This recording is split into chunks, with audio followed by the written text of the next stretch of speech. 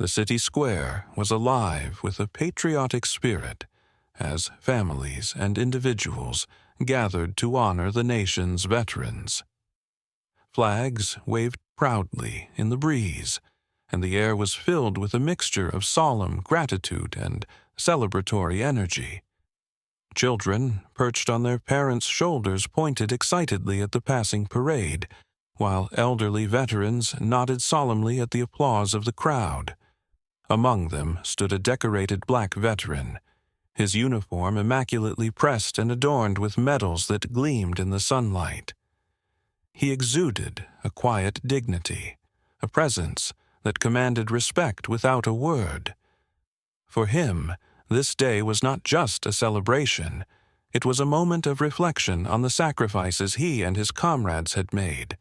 The streets, though bustling with pride and unity, carried undercurrents of tension, barely visible but palpable to those sensitive to it. A white police officer stationed for crowd control stood a few yards away, his eyes scanning the crowd with a mixture of boredom and authority. When his gaze landed on the veteran, something shifted. He narrowed his eyes, suspicion clouding his face. For reasons known only to him, the sight of the black veteran standing alone in his uniform appeared to trigger a misplaced sense of doubt and prejudice. The officer approached with an air of authority that bordered on hostility. "What are you doing here?" he barked, his tone sharp and accusatory. The veteran turned calmly, meeting the officer's gaze without flinching. "I'm here for the parade," he replied evenly, his voice steady and respectful. "I'm a veteran." The officer's eyes flicked to the man's uniform and medals, but instead of softening, his expression hardened. "This doesn't look right," he muttered, loud enough for the people nearby to hear. "You sure you're not causing trouble here? Maybe looking for something to steal?" Murmurs rippled through the nearby crowd as onlookers turned their attention to the unfolding scene. Some whispered in disbelief, while others chose to look away, uncomfortable but unwilling to intervene. The veteran remained composed, his hands clasped behind his back in a gesture of calm restraint. "I've earned the right to be here, just like anyone else," he said, his voice unwavering. But the officer wasn't listening. His posture grew more aggressive, his accusations louder.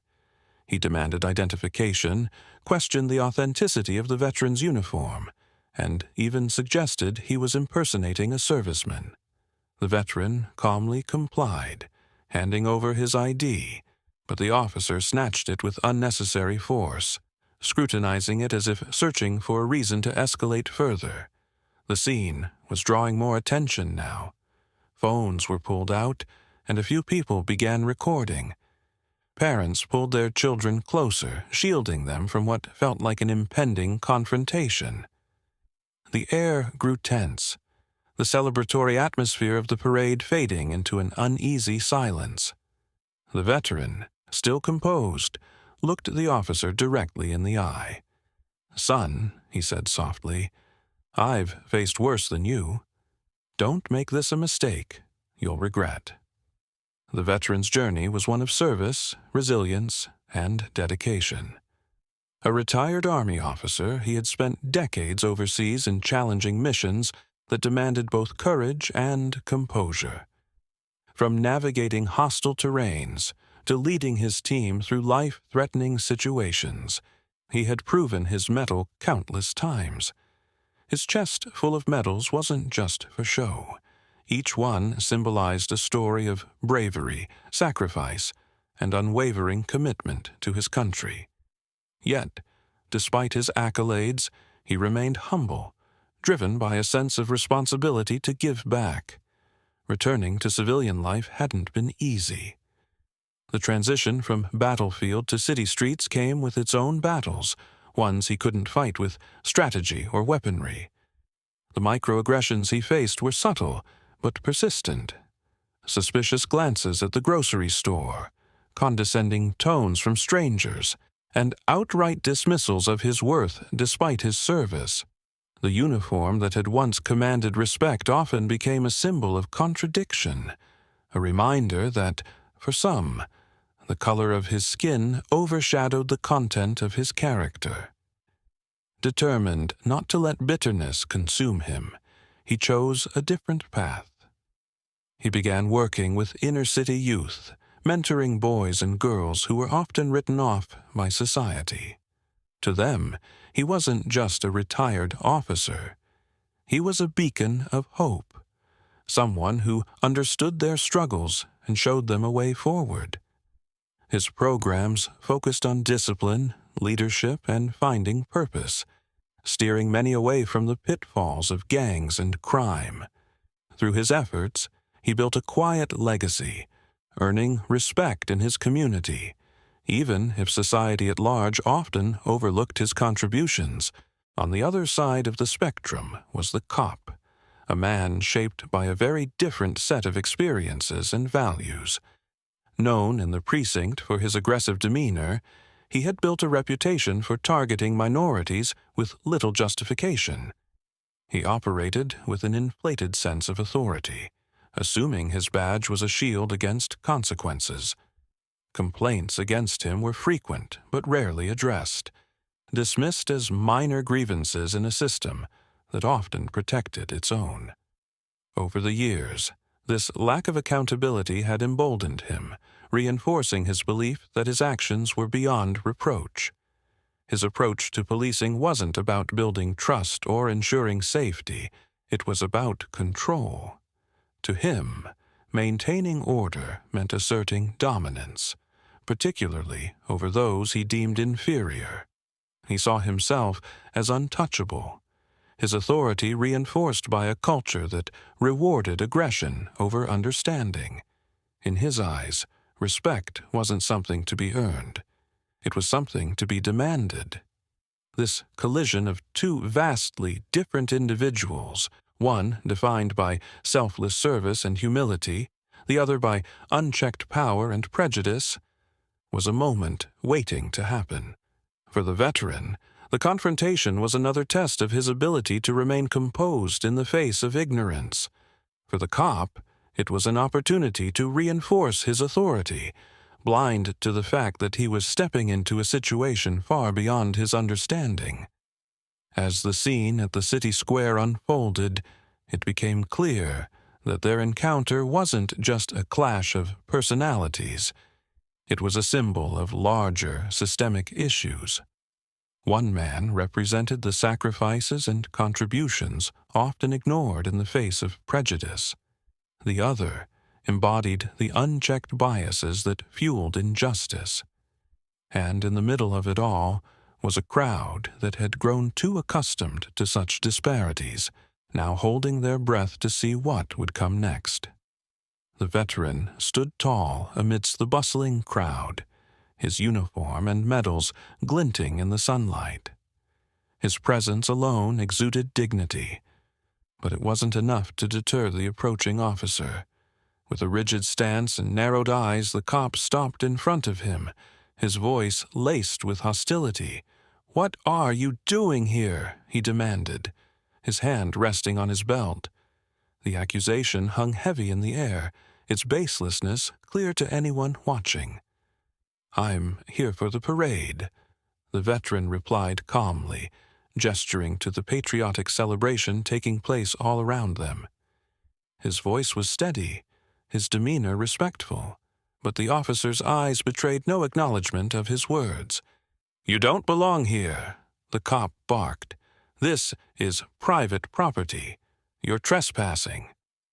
The veteran furrowed his brow but remained composed. "I'm standing on public ground, just like everyone else," he explained. His medals and uniform should have been enough to dispel any doubts about his intentions, but the officer wasn't interested in facts. To him, the veteran's mere presence was a challenge to his authority. The tension began to ripple through the crowd, drawing more attention to the unfolding scene. Onlookers murmured in confusion and concern, some pulling out their phones to record. The veteran noticed the growing audience, but remained focused on the officer. "Sir," he said, his voice calm but firm, "I have every right to be here. Let's not escalate this unnecessarily." But the cop didn't see it as escalation. He saw it as insubordination. His face reddened with anger as he took a step closer. "Don't tell me how to do my job," he snapped. The crowd flinched as the officer suddenly shoved the veteran, sending him stumbling back a few steps. Gasps erupted from the onlookers. A woman in the crowd cried out, "What are you doing?" "He's a veteran." Another man shouted, "Leave him alone." But the officer ignored the growing unrest, his focus solely on the man in front of him. The veteran regained his balance, his hands instinctively raised in a gesture of non-aggression. His chest rose and fell steadily as he took a deep breath, refusing to let the officer's actions provoke him. Years of discipline and training had taught him how to stay composed under pressure, even in the face of blatant disrespect. "Why don't you show me some ID?" the officer demanded, his tone dripping with condescension. "Or are you going to keep wasting my time?" The veteran reached into his pocket slowly, pulling out his wallet. "Here's my identification," he said, handing it over. The officer barely glanced at it before tossing it back. "This doesn't prove anything," he said dismissively. The veteran's patience, though remarkable, was wearing thin. "That's a government-issued ID," he said, his tone still even. "It's more than sufficient." The officer took another step forward, his posture aggressive. "You think you're smarter than me. You think your little medals make you better than everyone else here," he sneered. The crowd's murmurs grew louder, frustration and disbelief spreading like wildfire. Many recognized the veteran as a local hero, someone who had dedicated his life to both his country and his community. The officer's treatment of him wasn't just disrespectful, it was humiliating. Despite the humiliation, the veteran stood his ground.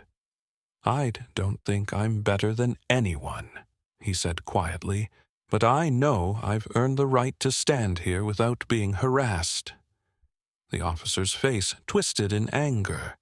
"You're under arrest," he said suddenly, reaching for his cuffs. The crowd erupted in protest, their voices rising in unison. "You can't do that," someone shouted. "This is wrong," cried another. But the officer wasn't listening. As the veteran allowed himself to be cuffed, his expression remained stoic. He refused to retaliate, knowing that doing so would only escalate the situation further. His silence spoke volumes, a powerful testament to his dignity in the face of injustice. The cop began leading him away, but the crowd wasn't willing to let the incident pass quietly. Phones captured every moment, their lenses focused on the veteran's calm composure and the officer's unwarranted aggression. "This is going viral," someone muttered. "They can't get away with this." As the veteran was escorted toward the patrol car, the murmurs in the crowd turned into chants. "Let him go! Let him go!" The officer hesitated for a moment, glancing nervously at the growing number of spectators. But his pride wouldn't allow him to back down. The veteran met the crowd's gaze. His eyes filled not with anger, but with resolve. He knew this moment wasn't just about him, it was about something much larger. And as the cameras continued to roll, capturing every detail, he silently vowed that this injustice wouldn't go unanswered. As the officer tightened the cuffs around the veteran's wrists, a commanding voice rang out from the crowd. "What on earth are you doing?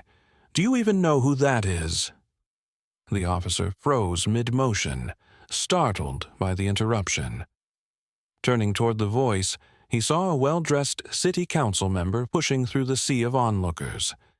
The man's expression was a mix of disbelief and anger as he gestured toward the veteran. "That man," the council member began, his voice rising for everyone to hear, "is a retired Army captain who served 3 tours overseas. He earned multiple medals for his bravery, including the Bronze Star.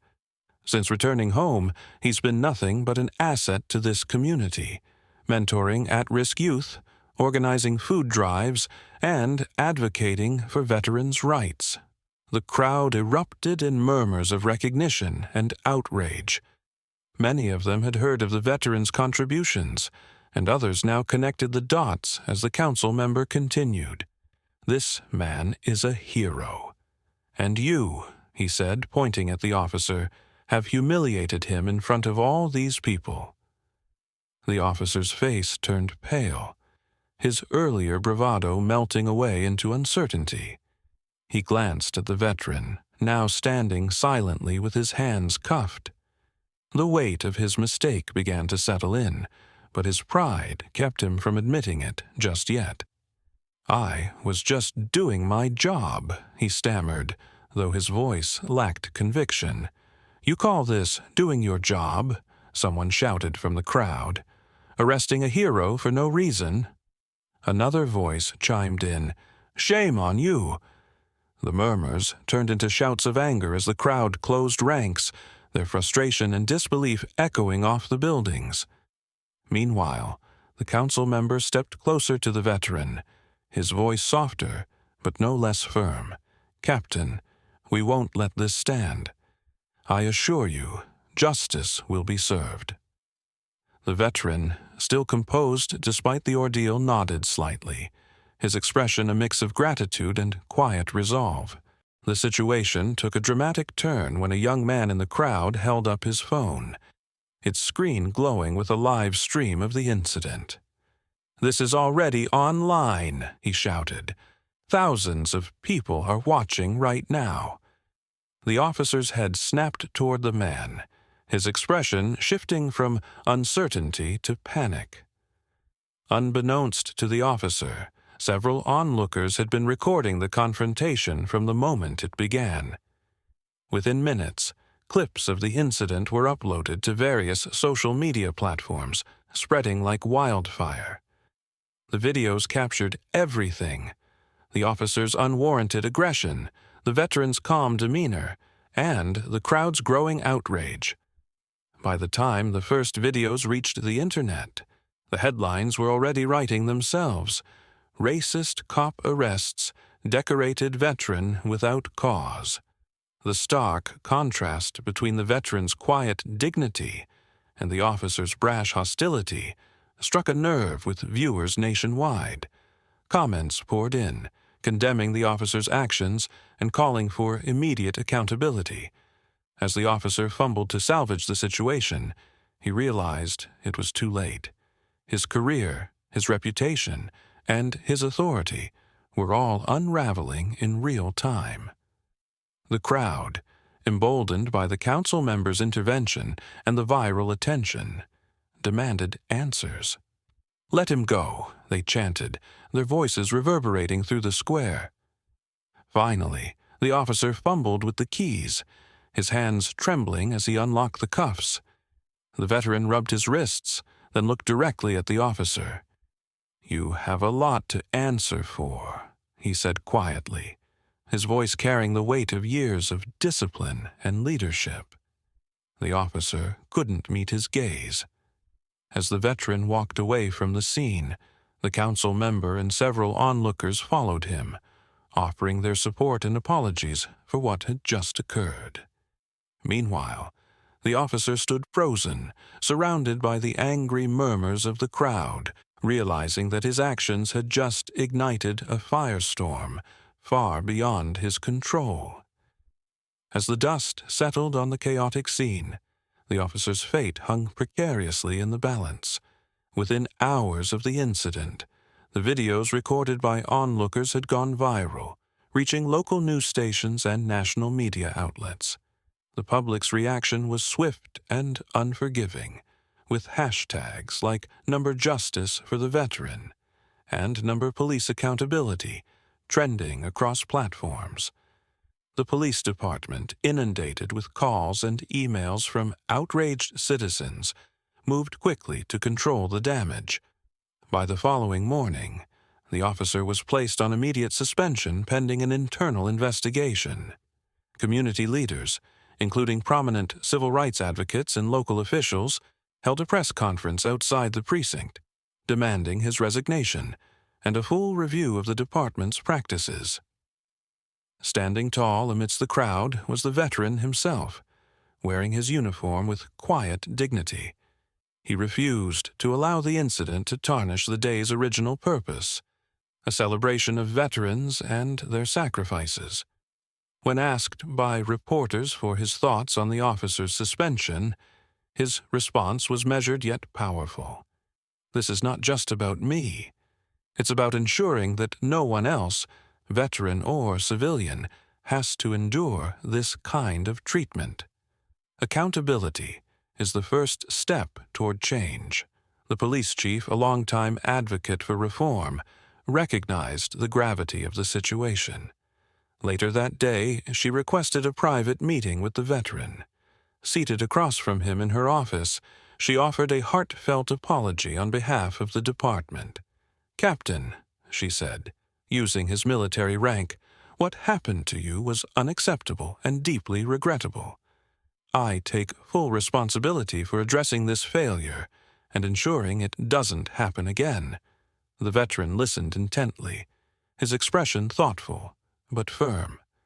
"I appreciate your words," he said finally, "but words alone won't fix this.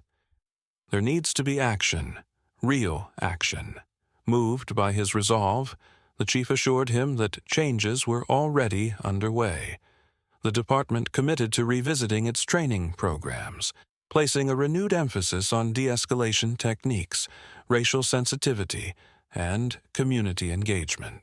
In the weeks that followed, the veteran became a prominent voice for systemic reform. Partnering with local organizations and community leaders, he spearheaded the creation of a program designed to bridge the gap between law enforcement and minority communities.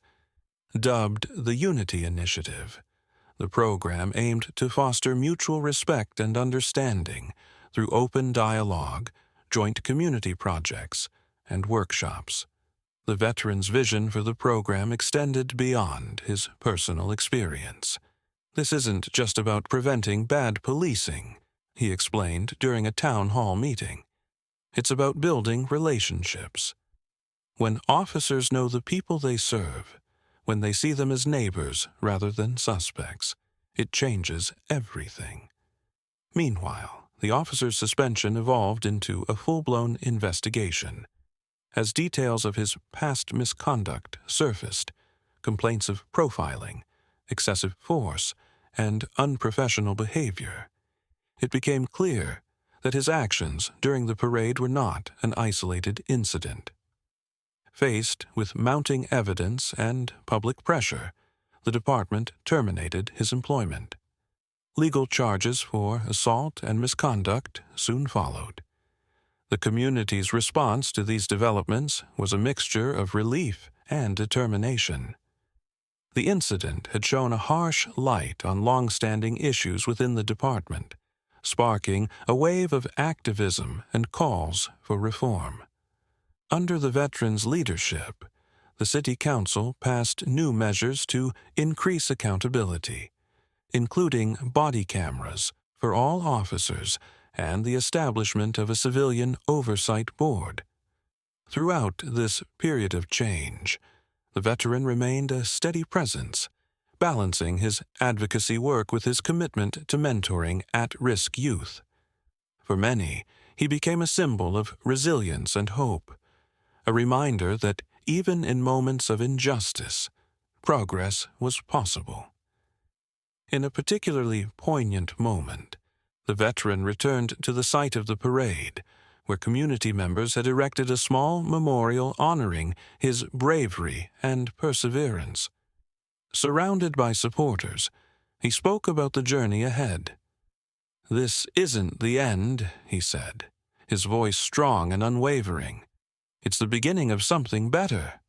Together, we can build a future where dignity and respect are the norm, not the exception." The officer, now disgraced, watched these developments unfold from the sidelines. For the first time, he faced the consequences of his actions, grappling with the realization that his prejudice and arrogance had cost him his career and reputation. For the veteran, however, the incident became a catalyst for meaningful change. By turning his personal ordeal into a platform for advocacy, he transformed a moment of humiliation into a powerful movement for justice and equity. The veteran's story takes a positive turn, transforming a moment of injustice into a beacon of hope and progress. His unwavering composure during the ordeal inspires countless individuals to stand up against prejudice and systemic failings. What began as an act of discrimination becomes a catalyst for change, uniting the community in a shared resolve for accountability and equality. The officer, who once believed himself untouchable, now faces the full weight of the consequences. Terminated from his position, he is subjected to legal proceedings for his actions. His case becomes a symbol of the growing intolerance for abuse of power and systemic bias within law enforcement.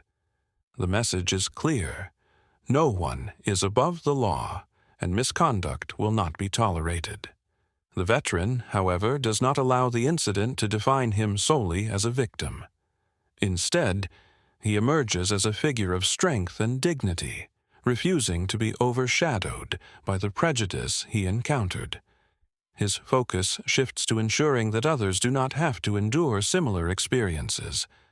Leveraging his military background and community ties, he advocates for reforms in policing and systemic justice, amplifying voices that are often ignored.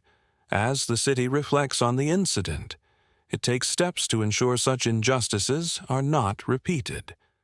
Under public and political pressure, the local government introduces a series of measures aimed at fostering equity and trust between law enforcement and the communities they serve. These include mandatory racial sensitivity training for officers, the implementation of body cameras, and the creation of a civilian oversight board to review complaints and investigations. The turning point comes during a citywide ceremony held in the veterans' honor. Civic leaders, community members, and activists gather in a packed auditorium, united in their appreciation for his courage and dignity. The mayor presents the veteran with a formal commendation, praising him for not only his service to the country, but also his role in advancing the fight for justice. Standing at the podium, the veteran gazes out at the crowd. Among the faces, he sees children who may one day inherit a fairer, more just system. He sees individuals inspired to challenge inequity and fight for what is right. In that moment, he recognizes that his experience has sparked something greater than himself, a movement for change. Addressing the crowd, his words are heartfelt yet resolute. "This isn't about me," he begins. "It's about all of us. Our responsibility to each other, to treat every person with the respect they deserve. True justice isn't just about accountability. It's about building a future where dignity and fairness are the foundation of every interaction." The applause that follows is thunderous. In the audience, families and youth who once felt unseen now see a future shaped by resilience and unity. The veteran's journey has become a rallying cry for change, proving that even in the face of adversity, progress is possible. As the ceremony concludes, the veteran takes a moment to reflect. His journey has been long and arduous, but it has also been transformative. Looking at the diverse crowd, he feels a renewed sense of hope.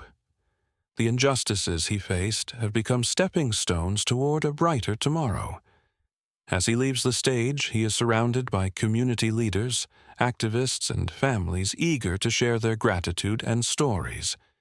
His impact is undeniable, his legacy secured. His final thought resonates. Justice is not a destination, but a journey fueled by the determination to create a world where everyone, regardless of background, can stand tall in their truth.